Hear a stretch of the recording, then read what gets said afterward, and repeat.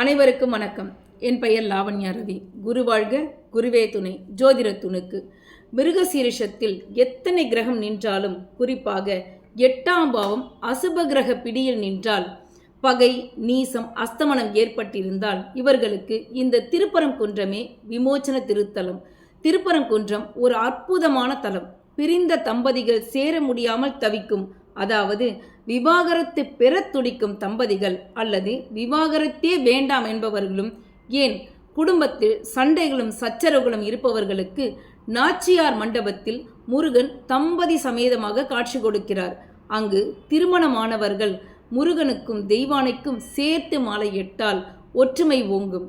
திருமண காலத்திற்கு காத்திருக்கும் வரன்கள் ஆணாயிருந்தால் தெய்வ யானைக்கும், பெண்ணாக இருந்தால் முருகருக்கும், காதலிப்பவர்கள் காதலித்தவர்களையே கைப்பிடிக்க வேண்டுமெனில் வள்ளிக்கும், பெண்ணாக இருந்தால் முருகனுக்கும் மாலையிட்டால் திருமண கோலமும் மகிழ்ச்சியும் உடனே கிடைக்கும்.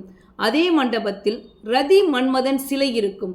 அவர்களுக்கு சந்தனம் சாற்றி வழிபட்டு வர உங்களுடைய கணவன் மனைவி உறவு மேம்படும்.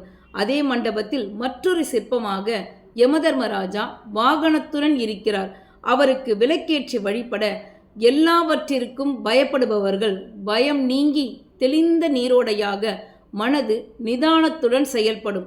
எந்த பந்தத்தாலும் துன்பங்கள் வராமலும் அந்த யமதர்மராஜனை வணங்கி வர ஆரோக்கியம் மேம்படும். திருமண பந்தங்கள் மிக அற்புதமாக இயங்க திருப்பரங்குன்றம் சென்று 5 மூலவர்களையும் ரதி மன்மதனையும் யமதர்மராஜனையும் வணங்கி சந்தனம், மறிக்கொழுந்து, ரோஜா மலர்களால் அர்ச்சனை செய்து வர பிரிக்க முடியாத அல்லது பிரிய முடியாத திருமண பந்தம் வாழ்வில் ஏற்படும். மகிழ்ச்சியும் அற்புதமான வாழ்வும் கிடைக்கும். திருப்பரங்குன்றமே உங்களுக்கு அருள்பாலிக்கும் இடமாக திகழும். வாழ்க திருப்பரங்குன்றம். வணங்குவோம் பஞ்சபூதங்களை. சிவாய நம. நன்றி, நமஸ்காரம். மேலும் ஜோதிட ஆலோசனைக்கு லாவண்யா ரவி. வணக்கம்.